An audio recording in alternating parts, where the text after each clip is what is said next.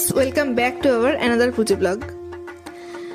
নবমীর দিন সারাদিন ঘোরাঘুরি করে বাড়ি ফেরার পরেও আমাদের একটু কিন্তু দম ফুরায়নি।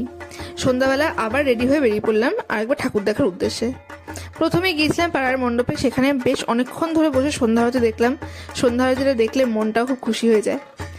তারপর সেখান থেকে চলে গেলাম হাবড়ায়, বেশ কয়েকটা ভালো ভালো ঠাকুর হয়েছে শুনলাম মার কাছে, সেগুলোই দেখতে। উত্তর হাবড়ার রাস্তায় বেশ পরপর 3টে ঠাকুর হয়, তো প্রথমে ভাবলাম সেই ঠাকুর কটাই দেখা যাক, আর প্রত্যেকটা ঠাকুর কিন্তু আমার বেশ ভালোই লেগেছে। তবে নবমীর দিনটা ফুরোলেই তো মা আবার চলে যাবে, মনটা কোথাও একটু খারাপও লাগছিল। নবমীর দিনটা একটু অন্যরকম হয়, মনে একটা আনন্দ থাকে, ঘোরাঘুরি, আনন্দ ফুর্তি সব কিছুই হয়, কিন্তু তার মাঝে একটা বিষাদের সুর সবসময় বাজতে থাকে।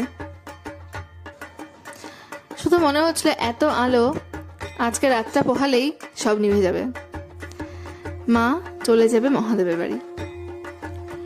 যাই হোক, এই পুজোর 5টা দিনের জন্য তো আমরা পুরো একটা বছর অপেক্ষা করে থাকি, তাই না? তবে আমার কিন্তু এই মণ্ডপটা বেশ ভালো লেগেছিল, কারণ এখানে মায়ের বিভিন্ন রূপকে দেখানো হয়েছে, আর প্রত্যেকটা রূপের নিচেই তার নামটাও লিখে দেওয়া আছে। বেশ ভালো লাগছিল। আর মণ্ডপটা তৈরি হয়েছিল একদম একটা মন্দিরের আদলে, দূর থেকে দেখে মনে হচ্ছিল সত্যিকার একটা মন্দির তৈরি করা হয়েছে ওখানে।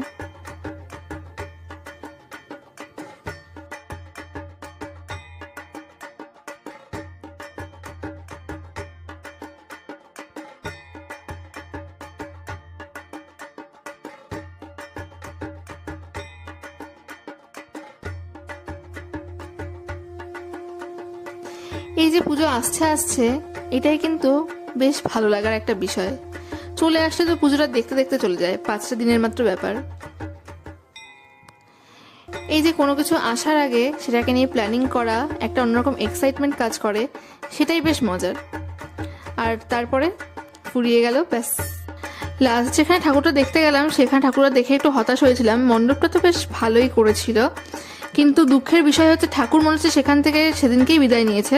একদম শুকনো মালা পরিয়ে রেখেছে, তেমন আলো নেই, কেমন একটা লাগছিল ঠাকুরকে দেখতে, শুকনো শুকনো।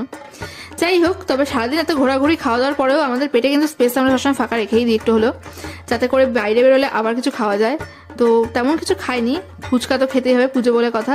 এই হচ্ছে আমাদের নবমীর ভিডিও। যদি ভালো লাগে, যারা চ্যানেলটাকে এখনো সাবস্ক্রাইব করেনি অবশ্যই সাবস্ক্রাইব করে দিও, যারা ফেসবুকের পেজটা এখনো ফলো করেনি অবশ্যই ফলো করে দিও। দেখা হবে নেক্সট ভিডিওতে, ততক্ষণের জন্য টাটা।